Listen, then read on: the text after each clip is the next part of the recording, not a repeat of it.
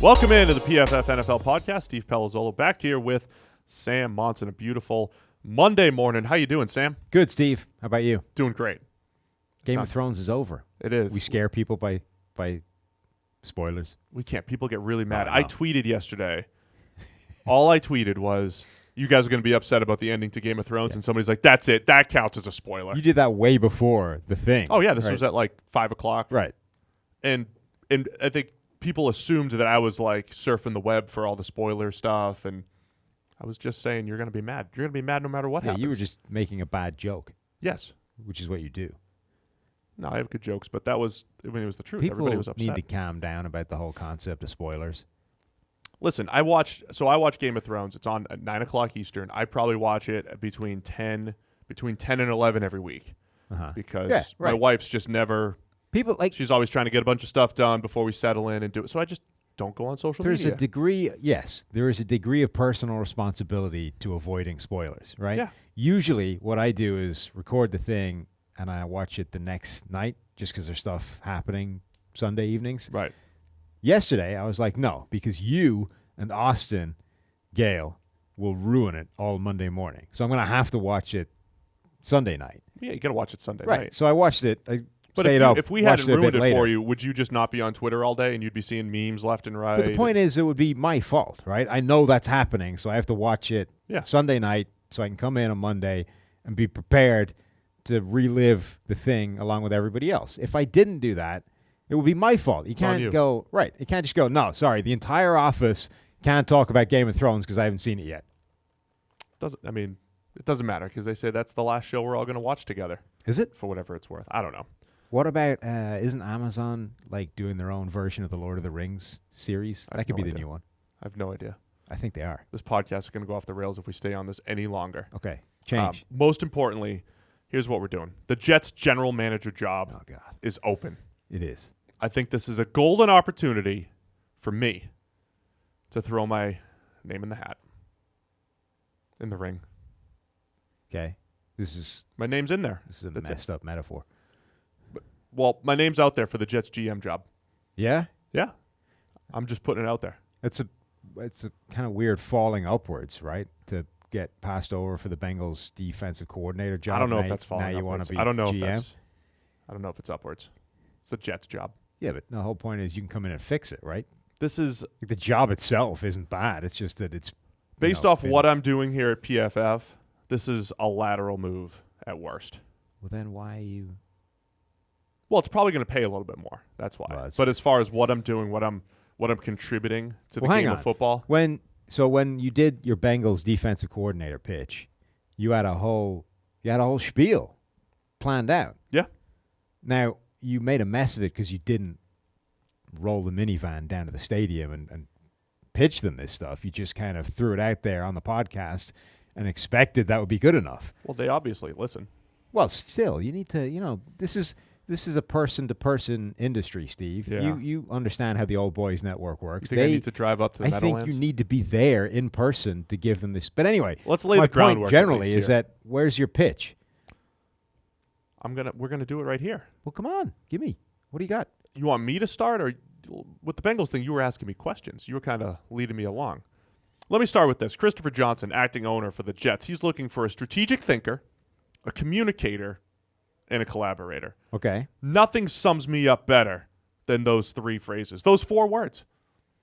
I'm a strategic thinker. That's what I do here, to the point where people get pissed off with how much I'm thinking about the next thing we're going to do, the next thing we're going to build, the next thing we're going to create. That's perfect. Strategic thinker.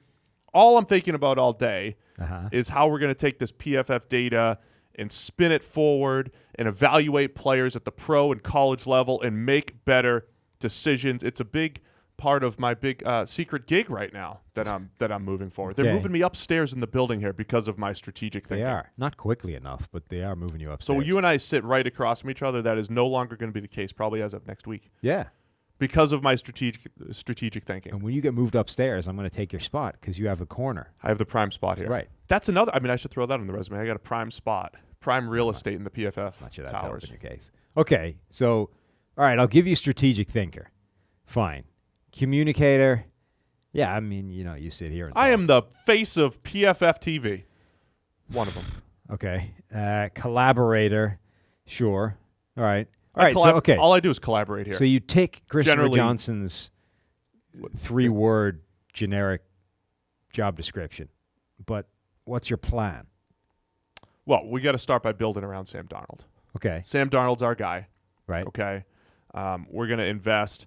First off, the draft pick situation in the future, we're going to continue to trade down. We're going to accumulate draft picks.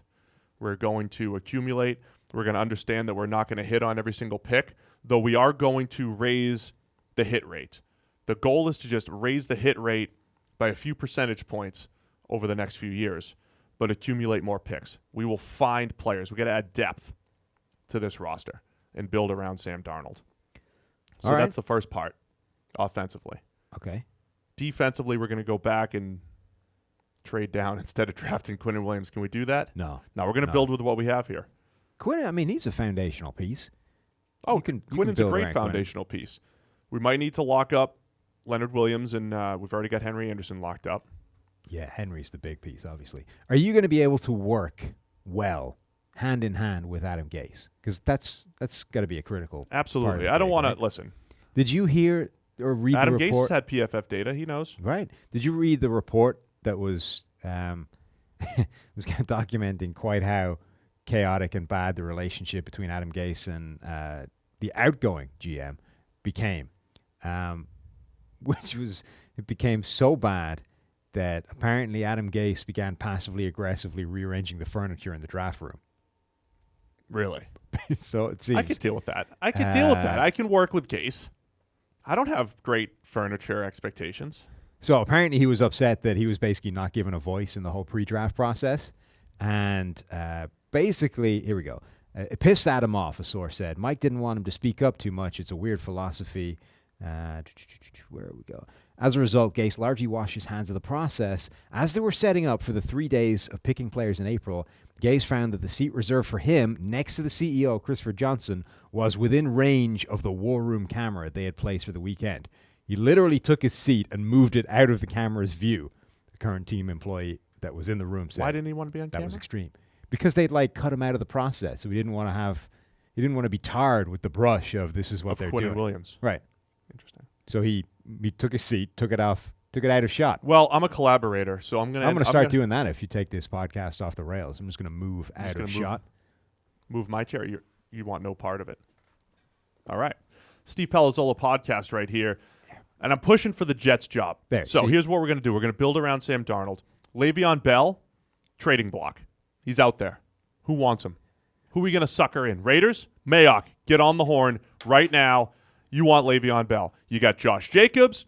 Now you want Le'Veon Bell as well. What do you think of that off camera, Sam? I'm officially absolving myself and washing my hands of this entire Steve GM process. Le'Veon Bell for draft picks. We are going to build depth on this team. There needs to be competition on the offensive line. Things like they traded. What was the trade that I liked this offseason? Let me check. I like Chuma Edoga being in here. Yeah. I like him being on the squad. That's exactly what I would have done in the third round. The next Kelvin Beachum. What was the trade I was looking at this offseason that I liked? Kelechi Osemele. Let's call Oakland back. Call him back? Yeah. You want to rescind it? Oh, no. I liked that move. That was great. You want to get more? I want more trade. We want more trades like that. We're going to accumulate draft picks so that we can flip more 5th and 6th rounders for guys like Osemele. That's how we're going to build the offensive line. Here's the thing. Have you learned nothing about how corporate jobs work in the world? You need a deck. You need a PowerPoint presentation that shows your vision for the New York Jets. Were you there? You've been there, right? Prezi? You went to the PowerPoint or Prezi? You were at the Jets facility, right, when we did the training camp tour? Yeah. The glorious place. They're well set up for success. It's really nice. It's just they've been held back by a lack of vision at the highest level. You apparently have the vision. You take all of his 3-word, requirements, but I don't see a deck. Let's get Gerstle, our deck master over there. Uh-huh.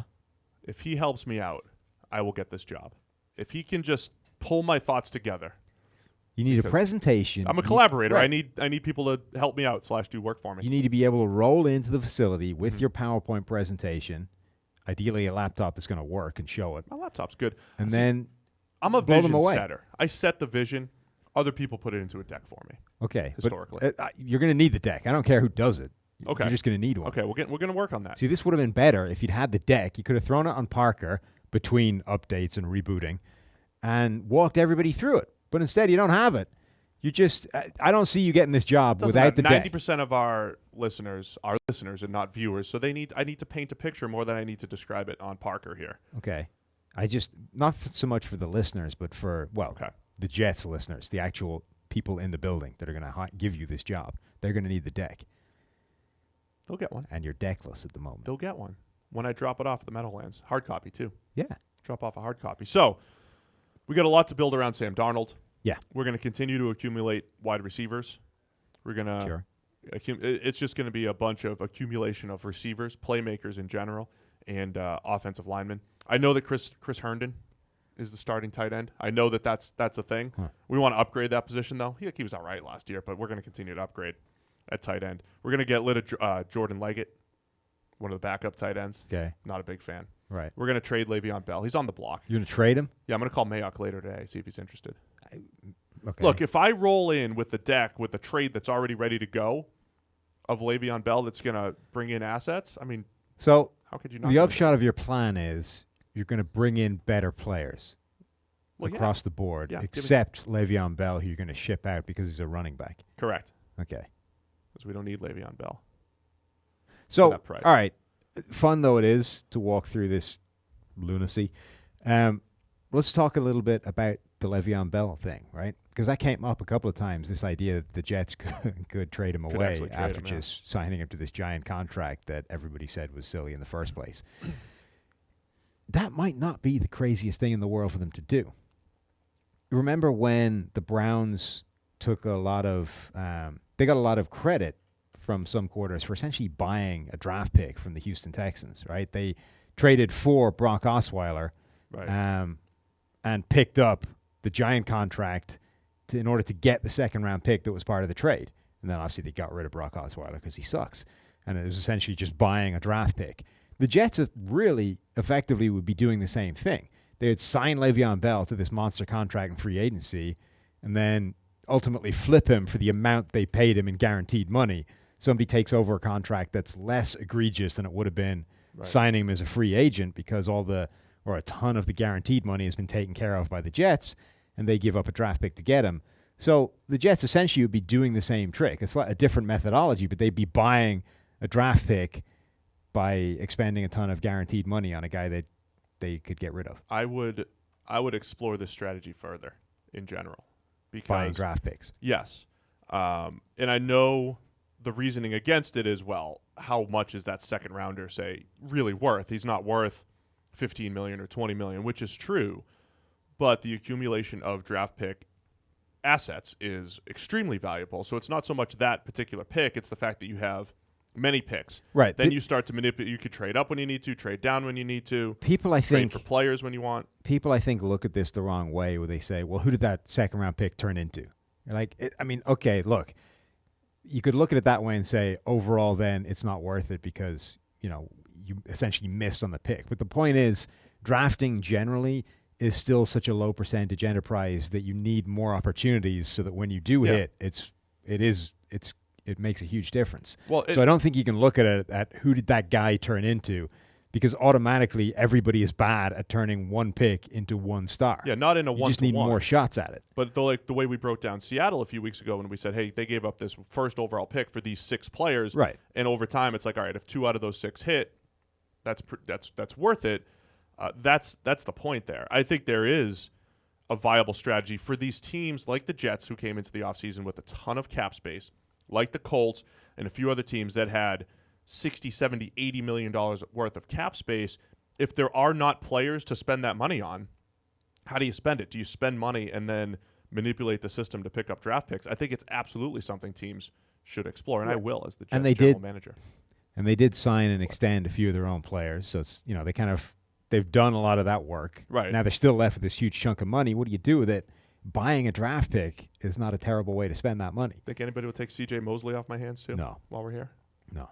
Particularly if you're the player you're getting rid of, essentially, to buy the draft pick is a running back who, as we've spoken at length, is the most replaceable position in the NFL, because the thing that determines if he's going to be successful is the offensive line, the passing attack, whether defenses are going to go light in the box because you're such a good passing attack. All these things are what is going to determine whether Bell is successful more than Bell is.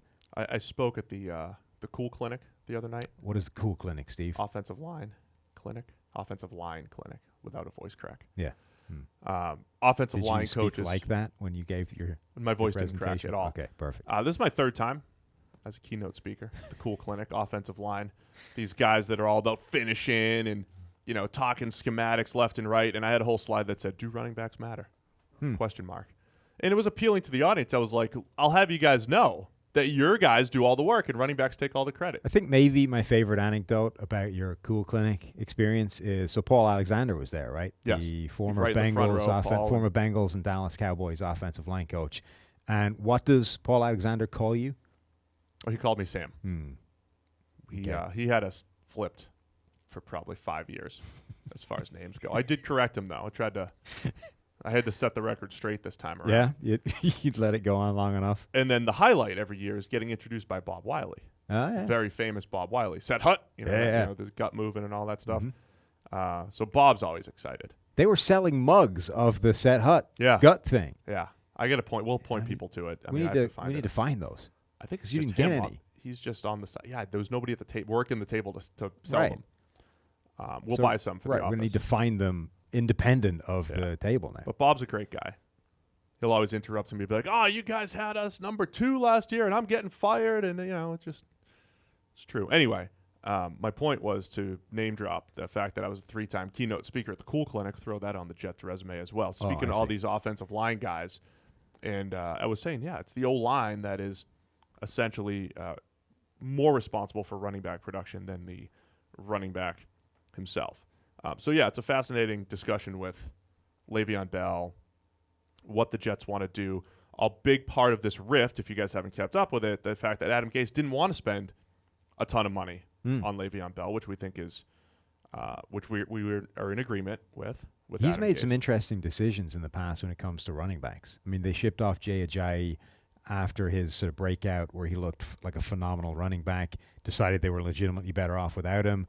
He kept Kenyon Drake on the bench, electing instead to plow Frank Gore into the offensive line time and time again. One. Yeah. I mean, they're all interesting decisions he's made with running backs. So I don't have a comment on that other than look at the interesting decisions he's made with running backs, and now Le'Veon Bell is front and center when it comes to what they're going to do. Just to highlight who's in competition with me for the Jets GM job. Joe Douglas, who's with the Philadelphia Eagles, is apparently the front runner. Okay. He has a history with Daniel Jeremiah from the NFL Network. I bet he also has a deck. I don't know if he does. We'll see. Because he probably would have the job by now if he's the front runner. A front runner with the deck would be there. Okay. So Joe Douglas has a history with Daniel Jeremiah. There's talk of them coming over as a package deal, GM/player personnel type of combination. They worked together with the Ravens.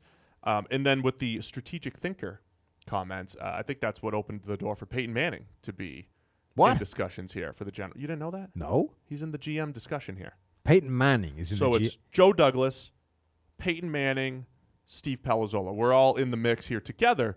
And Peyton's in the mix. He's got a history with Adam Gase, because the GM has to be a collaborator. Got to collaborate with Adam Gase. You got to know where he wants to sit and adjust accordingly. The NFL collectively appears to be falling over itself to give Peyton Manning some kind of giant, important job somewhere. Like, apparently they rolled up the Brinks truck to Colorado to get Peyton Manning in the ESPN Monday Night Football booth. And he was like, I don't know. You know what, I don't want that. So, what he did for ESPN, those breakdowns and Detail. Yeah. Granted, they were – drop my pen. That's a big negative. They were pre-recorded and all that stuff, so we have no idea behind the scenes how long it took or whatever, but they were really good. He's already done pretty well as an actor and, commercials and all that stuff, so he's got a good delivery and he's funny and all that stuff. So I can imagine him being good on TV. We still don't know that great players make great evaluators, especially a guy like Peyton Manning. For all the time and effort that he put into studying and all that stuff, that was so that he could understand the game well and be better and execute on the field, which doesn't necessarily mean he knows what is going to make a good player. See, I think he would be. I think Peyton Manning would be the type of player who translates really well to that kind of thing. I think the players that players that struggle with that stuff are the guys who it's all instinct. And there's a lot of hard work. Right. There's a lot of hard work involved, but it's I'm just stupidly talented, and with this hard work I become better than all of you. And where they struggle is you get to now you're a coach or you're a GM, and your issue is I don't understand why you can't just be better. Why can't you just do what I did? Wayne Gretzky struggled. All those guys. But those guys countless worked hard examples too. Yes, but they worked hard to maximize the talent advantage they had over everybody. And when you're now translating that to you're the guy coaching or you're the guy watching it, you're like, why can't you guys just stop sucking? Yo, Peyton's in that book. When I work hard, I'm better. Why can't you just be better? Peyton was pretty much slam dunk #1 overall pick. He right, always had this. His thing wasn't just working hard; it was the detail. It's why he was so good on that stuff. You can hear him talk through the tiny little details that give you a percentage point here, a percentage point there. I can easily see him understanding exactly where guys need to work on, why they already have things that'll make them good, and how to maximize that. The people that struggle are the ones who just, as long as you're working hard, why can't you just be better at what you do? What's your problem? I just don't know that it's a slam dunk. I don't know that ability gives him an advantage over the next guy, right? That's been in player personnel or whatever it is. But between the ESPN thing and apparently the Eagles' job, why are we in such a rush to throw a giant important job at Peyton Manning? I don't know, because people think, he's a great quarterback, therefore he'll be good at all this stuff. I mean, okay. I agree. I mean, he's probably the number it's probably Joe Douglas, me, Peyton Manning. I mean, in that order. Why in that order? Come on. I mean, look, he's the reported front runner. I'm just going by the reporting here. Okay. You're going by the Vegas odds. Doesn't mean I can't overtake him. Yeah, all right. All right. Is that good for the Jets? Sure. Yes. Let's move on. Look, if I'm not here next week, it's because I'm in New York for good. Moving the family to the Meadowlands, at least 3 years. Get at least 3 good years in there before I get canned. Well, that's just how I'm selling it to Kelly. Oh, okay. I'm just selling it to her. She's like, I don't really want to do this. I was like, just give it a few years. I'll get fired soon enough. Huh. Let's cut that part out. Let's cut that. That's not good. Well, that can't go to the Jets, right? They can't know you're thinking that way. I'm just explaining how I'm selling it to my wife. There's got to be I'll really be there for like positive 15 mental years. attitude kind of deal. What's the thing that Conor McGregor works off? The whole vision, see it, and it'll happen. You need to do that. That's important these days. I'm seeing a 15-year make it happen career. Mentally. I'm seeing it. I'm just telling her it's going to be. But you can't. This is on camera. You can't tell the Jets that. Okay, we'll cut that part out. That's not true. Okay. But I could turn the Jets around. We're going to build around Sam Darnold. We're going to get we're going to spend 900 draft picks on corners. You need to get the guys out there working on a Steve Palazzolo for GM T-shirt that we can sell in the store. Ooh, that's a good call. But it's got to be team agnostic, right? It's just general, generic, and we'll just pull it out every single time there's a GM opening. Right? It can't be like specifically to the Jets or anything like that. Imagine if you became the first GM ever hired because of a groundswell T-shirt campaign. Well, listen, you got Mayock coming off of NFL Network, and then Daniel Jeremiah. Hey. I mean, John Lynch is coming out of the yours will be social media driven rather than media driven, but same idea. Good call, though. That's a good call. Mm-hmm. Enough people start wearing your T-shirts, the Johnsons are going to take notice. They're going to go, maybe we should bring in this guy. Christopher. Take note, Christopher. I'm your guy. All right. Let's move on to some of the other NFL news. Patrick Peterson was suspended for 6 games. I kept wondering, why was it 6? Right, because 4 games is the typical first offense punishment, right? Correct. And you said it was because he failed and tried to mask or manipulate the result. Well, I didn't say it as much as Ian Rappaport said Research, it. I simply documented his findings. I don't have an intimate amount of knowledge with the testing process. They don't tell me when guys fail. Yeah, so I'm curious where you would have tried to, if that means like is a Wizinator trying to mask the process? Or is it what Ryan Braun did? You know Ryan Braun? No. Brewers? He basically tried to bully the actual collectors or blamed the collectors for it, and he kind of interfered and all that stuff. So is this an after the fact manipulation? The reports that I've seen have said that it was like a masking agent. Oh, okay. So, you're taking So that's the something extra and 2 then trying to games. hide the thing that you're taking by whatever masking agent you're is. I mean, it's about time he got caught. Dude's a linebacker-sized corner. He's awesome. So There have been people that said that the thing itself was this is always, you get into this tricky world of, what, because everybody cries tainted supplement, right? That's usually step one for when you fail a drug test. It's, I don't know. I have no idea how that got in my system. It must have been in the protein powder I was taking. And then, which is part of your responsibility right. as a player anyway. But that's the thing, right? If you go, sorry, I was roided to the gills, I thought it would help. Nobody has sympathy for that guy. But if you say, look, I was just taking the creatine, and it turns out that was laced with, roids, you're like, okay, I can feel some sympathy with that guy, even though it's, your responsibility to check the list of approved supplements and all that kind of stuff. But that's usually step one. So there have been people that have said that he took something, got the stuff in his system, somehow found out about it, and then tried to hide it. You know what I mean? It's like, oh, crap, I've taken this stuff. Now hide it so I don't the get masking agent before. Right, but so the idea was that the actual, so it wasn't that he was just, roiding himself silly for years and then got caught. It was took something, found out, realized, made a mistake, tried to hide that, and that's what got him into trouble. I have no idea, but I'm always interested with how long people were on this stuff and how often they're actually getting drug tested, because the drug testing is truly random. Are guys really getting tested enough throughout the years that they can get away with taking some chances? This is it is a kind of pitiful punishment for what could be a pretty serious offense. Take the 4 to 6 games. Like whatever about take the benefits. The league has like the 2 different types, right? It's the substance abuse program, which is like weed, essentially. Weed and other, non-performance enhancing but frowned upon substances. And then there's the PED substance abuse, or the PED program, whatever that is, right? Mm-hmm. Like 4 games for the first time you're caught doing PEDs. If you've spent years on the steroids, like juicing yourself senseless, like that is a significant performance enhancing result. And the first time you're caught, it's 4 games.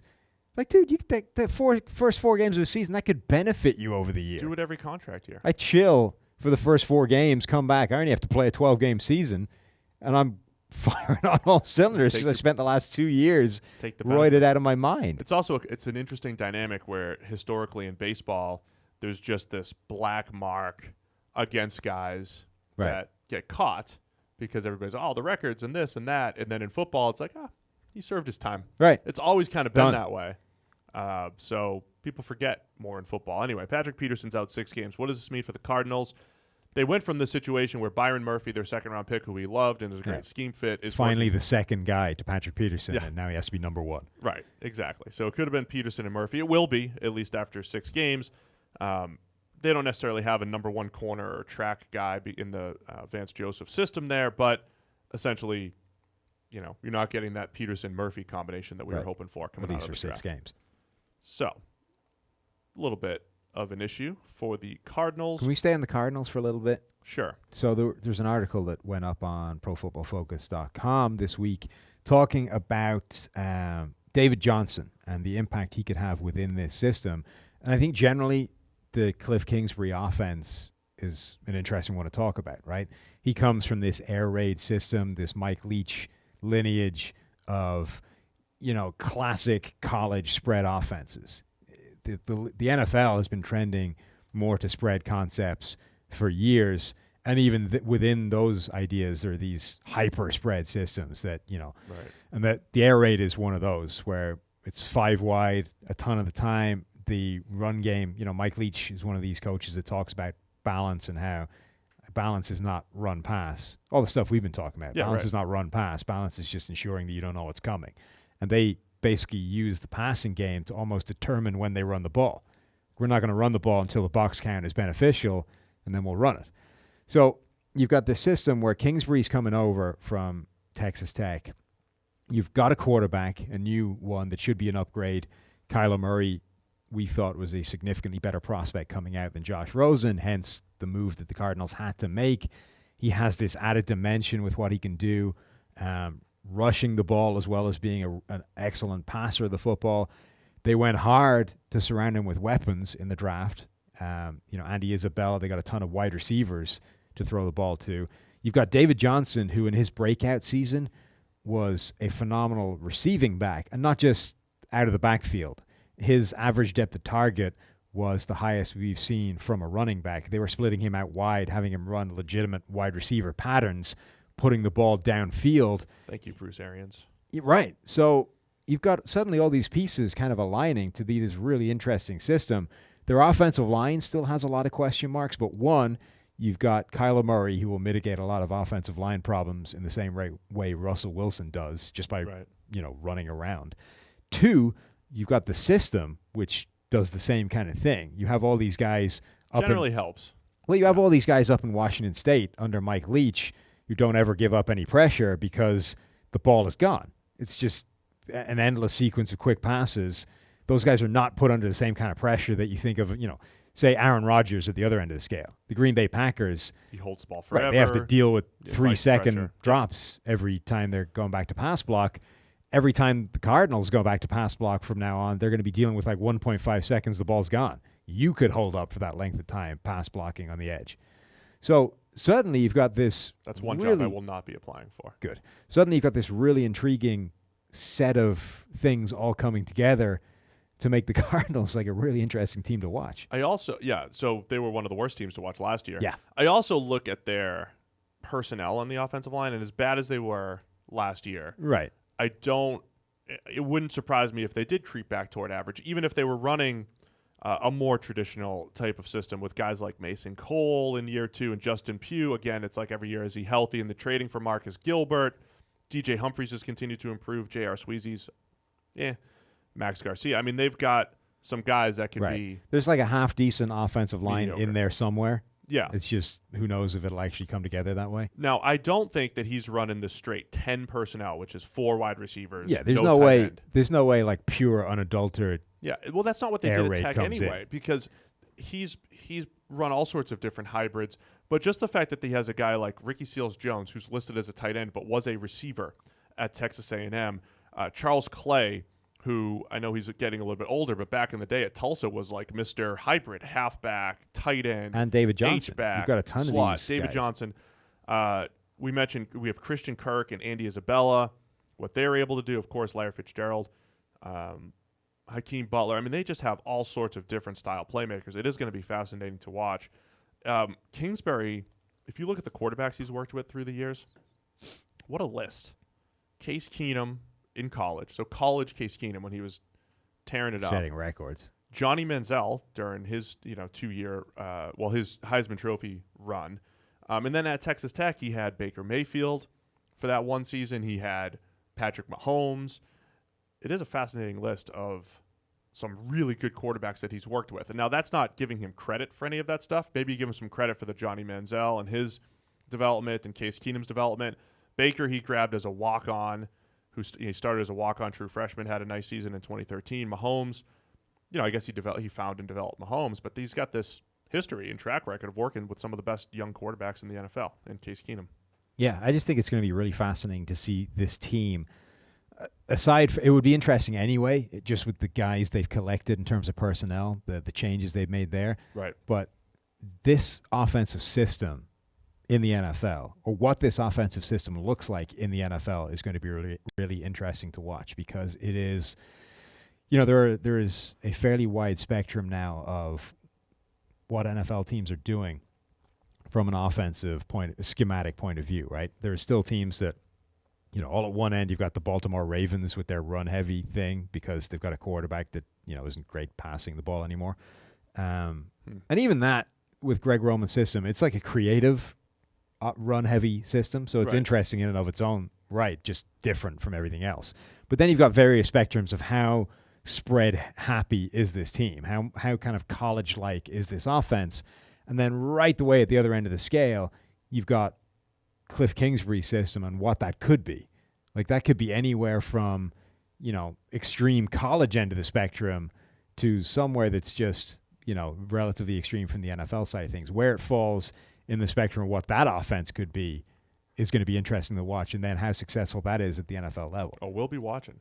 We're watching a lot more Cardinals this year. So David Johnson, nice little write-up on ProFootballFocus.com to see exactly how he's going to fit in. Let's fly through the last couple pieces of news. Darren Lee, so going back to the Jets for a minute here. Adam Gase takes over as GM, flips Darren Lee to the Chiefs for a 6th-round pick. Reportedly, this had been in the works for a while. It wasn't just Adam took the reins and pulled the trigger on a trade, I don't think. The way you want to. I know you got into some discussion online about Darren Lee and his grade was good, and you're saying he's not great in coverage. So context is king when it comes to all this stuff. Last year, he was a top 5 coverage grade at linebacker, but when we look at linebacker coverage grades, the multi-year sample is the most important part of this thing. So, yeah, there was a comment somewhere in the thing that the Chiefs believe Darren Lee to be one of the best coverage linebackers in all of football. Now, my comment was maybe if your standards start with Anthony Hitchens and Reggie Ragland, you might believe that. But if your standards actually include any other linebackers, that would appear to be crazy. And then people's comments was, well, he was top 5 by Pro Football Focus last year. You saying your own grades don't matter?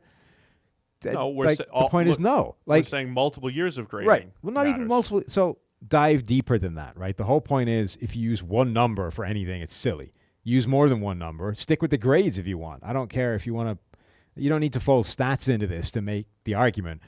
The number last year was driven essentially by 2 extremely highly graded games, and the rest of his season didn't suck as much as the previous 2 seasons sucked in coverage. Well, the rest of his season was solid. So those 2 grades pulled up an otherwise solid season to look a lot better than it was. Now, the complaint some people have was why would two games be able to warp a grade that much? Now, part of this is because he was suspended 4 games.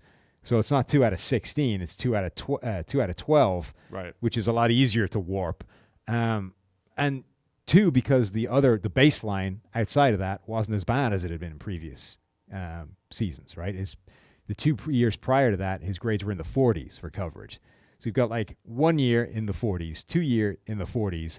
Then you've got year 3, which is a little higher. The baseline is, 50s, 60s, and then 2 outstanding grades that pull that up a little bit.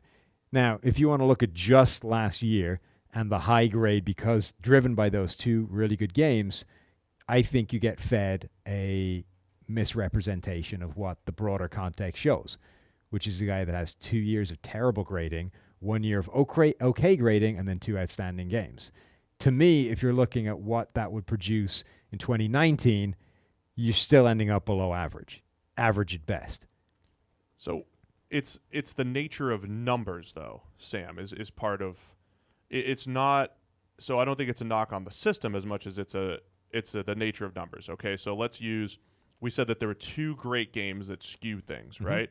And the rest of it was solid. It was good. I mean, you take out those 2 games, his grade is 60-something for coverage. Let's use Mitch Trubisky as an example here. His passer rating last year was 94, okay? Mm-hmm. If you take out his top 2 games, You're already pissing off Bears fans, by the way. I just always have to They hated link when you it did back. this the last time. Trubisky, if you take out those top 2 games, which did occur.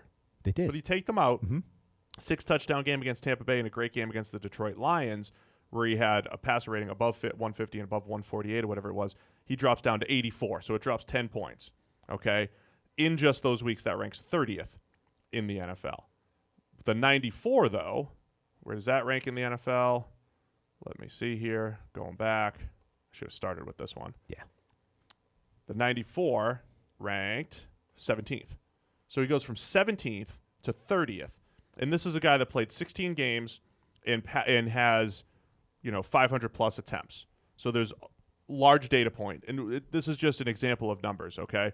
So even quarterbacks who have a much larger sample size than, say, linebackers in coverage, much larger sample size, using a stat like passer rating, 2 games can skew a guy from 17th to 30th, just as an example. So part of it is just the way numbers work. Mm-hmm. So you have to understand the context behind where the stuff came through. The analysis for Darren Lee is he had 2 straight years of coverage in the 40s, and then last year was a top 5 or 6 player. So you could say, okay, he took a step forward. That's great. Maybe he's turning the corner. But you do still have to use that bigger sample size and say, well, his 3-year coverage grade is actually 54.1. Yeah. That is 45th out of 54 linebackers with at least 100 targets. 45 out of 54. That's probably a truer number than what we just saw from last year. And this is one thing we try to do here at PFF is to tell you, even though we're putting out these grades, it's a 1-year number and there's always more context available. And I don't think there's anything wrong with this idea. So all those Bears fans get mad because you say, well, if you take out these 2 games from Trubisky, he sucked, right? They're like, well, why would you take him out? They happened. He was amazing. You're like, fair, absolutely fair. So let's not take away the 2 games that Darren Lee was spectacular last year. Let's include them in and say, last year, largely driven off 2 spectacular games, Darren Lee had a top 5 coverage grade among linebackers. So last year, he was really good. Right. Largely, but you have to understand, one, it was largely driven off 2 games, which is a bigger sample size sort of warper for him because he only played 12. But 2, we don't care about last year anymore. What we're looking to try and do is say, in 2019 and 20 and 21, what is Darren Lee likely to be? And then you ask yourself, is he more likely to be the player that turned up in 2 games and was spectacular, or the player that was terrible for 2 years before that, or somewhere in the middle, which is a guy who graded a baseline of 60 last year and had his grade pulled up by 2 games? Well, there's a couple other things at play. We were just talking about Patrick Peterson getting suspended. Uh-huh. Darren Lee got suspended for 4 games for whatever he did. Yeah. Early in the season, he had 2 really good games. Later enhancers. in the season, he's suspended for 4 weeks for PEDs. So you actually have to step back and say, okay, he has 2 years in the 40s in coverage, and then 1 good year in the year that he got suspended. Okay, so who's the real Darren Lee? How long has he been doing this? All that stuff. All of that said, from the Chiefs' perspective, giving up a 6th-round pick to take a shot at improving your coverage unit at linebacker is fine. I have no problem with that. It's a 6th-round pick. Who cares? Right? So it's a more nuanced conversation than you getting attacked and attacking back with your Twitter followers. Not a bad move by the Chiefs. There's no guarantee that he's going to be another top 5 coverage linebacker again. And who the heck is Darren Lee anyway? He got suspended last year. My we point don't know what he is simply that if you believing that he's already a top coverage linebacker in the NFL would seem to be silly. And the fact that he graded top 5 last year for us does not counter that argument. Right. Because if you look beyond that one number and look at the same grades across a different period of time, or even just break them down on a game-by-game basis, you still would come away with significant question marks that he is a top 5 player in the NFL, even if he graded that way over 12 games. He kicked off the season with an excellent 2-interception, 1 pass breakup game against the Detroit Lions, where Matthew Stafford was quite horrendous. Yeah. He also broke up 2 passes in the Vikings game. It's kind of the nature of the linebacker position. In general, you can have some high-end games like that might skew things a little bit. It's the nature of that, but as I mentioned, the Trubisky example, that can happen. All right, let's wrap it up with this. Chris Long retires. Did we call out Jim Nagy for that ridiculous comment? Yeah, he went from praising Chris Long to taking random shots at Nick Bosa. Just unprompted taking shots at Nick Bosa, saying, well, this is why I didn't think Nick Bosa was a great prospect. I didn't think he was as good as Chris Long on tape. It's just like the most random qualifier to throw in there. Right. It wasn't even like he was genuinely attempting, I think, to praise Chris Long. Yeah. Just randomly threw Nick Bosa under the bus in order to do it. Anyway, Nick Bosa's tape wasn't anywhere near where Chris Long's tape was back in the day from Virginia. So we don't have Chris Long Virginia grades, but I disagree that Nick Bosa might not be up to Chris Long type of standards. But as far as Chris Long's career, very good pass rusher for much of his career. I mean, finished strong, even with New England and with Philadelphia. Like the last couple of years, he was still getting after the quarterback. He's a guy who I would genuinely love to get his college grades because it's hard to know without going back and checking again. But I remember him coming out as this sort of 3-4 defensive end, that's what he played, run-stuffing specialist, right? And then if anything in the NFL, he flipped that. And he became this edge rush speed guy who would sacrifice defending the run to get pressure. Now, some of that can be what are you being asked to do, but it's just I can't. It's hard to know without the PFF grades and the alignment data and all that kind of stuff. But just from my own memory. Well, it's hard to think of a guy who flipped what he was so dramatically from college to NFL. He played under Al Groh at Virginia. Al Groh was a classic old-school NFL 3-4 coach, and he had them running a 3-4, and Chris Long was a 3-4 defensive end. And he had that size, 6'4", 6'3", 6'4", 270, 280 range, which was kind of your classic 3-4 defensive end type of player. Adam Carricker a couple years ago was similar. He had that like long frame. Now he moved to the interior in the NFL, whereas Long moved to the edge. Moved out to the edge. It was just an interesting dynamic. Carricker, and they were teammates for a little bit over in St. Louis. But yeah, Long was just a pure edge defender, and his run defense grades weren't great for years, and he got after the quarterback quite a bit. As he, as his workload eased up a little bit, though, he became that guy that I think was just a little bit more efficient rushing the passer, and still finished with over 60 pressures each of the last 3 years if you include the playoffs. Yeah, so I think nice career. He's another one of those guys that escaped the system he was in for a few years and then got a couple of shots at Super Bowls, won back-to-back Super Bowls, Eagles and then Patriots. It's nice to see a guy end it that way. Yeah. A guy who was a really good player for an extremely long period of time, got consistent pressure throughout his entire career, then takes a couple of shots as that situational pass rusher, knowing that he's not going to be the every down guy anymore, but knowing he can still make an impact, made some huge plays. Got a strip sack in the NFC Championship game against the Vikings. That was really what started that whole momentum swing in that game. It was close early, and then that was really the play that started to change things from being a close back and forth to being a blowout for the Eagles. So yeah, good way to go out, and deserves a huge amount of credit for what he was doing off the field for the last couple of years. Played last year for free, donated his entire salary to causes to better, other people's lives. I mean, that's obviously huge. Like, the guy was getting paid, was it $10 million, and didn't take home a cent of that.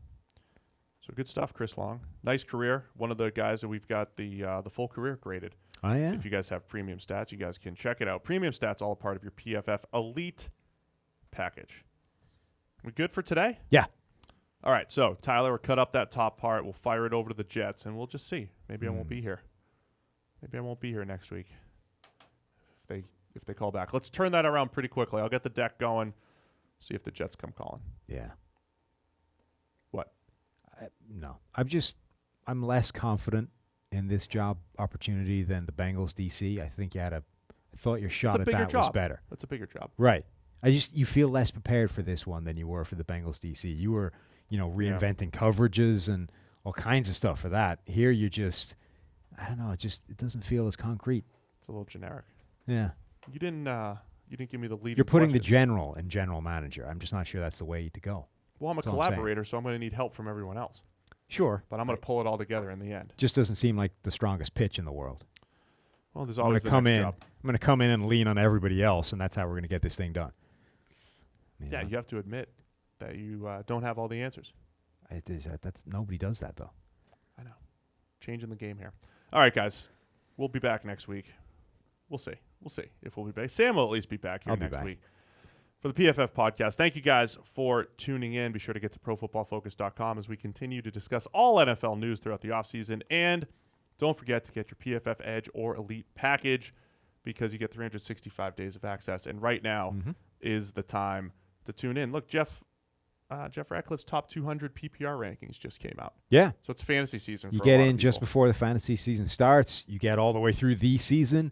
You get the draft process. This is actually a great time to be buying in because you get the full year. You get everything. Yeah, and if you're going to get it anyway, don't wait till July. Just get it now and get that extra couple months of research. You're getting the year anyway. Yeah, exactly. So why wait? Get it now. Go do it at ProFootballFocus.com. Thanks, guys. We'll tune in with us. Yeah, next week. Sweet outro. Yeah, sweet. Move on to the Jets. Smooth. We're on to the Jets. You are. Hopefully.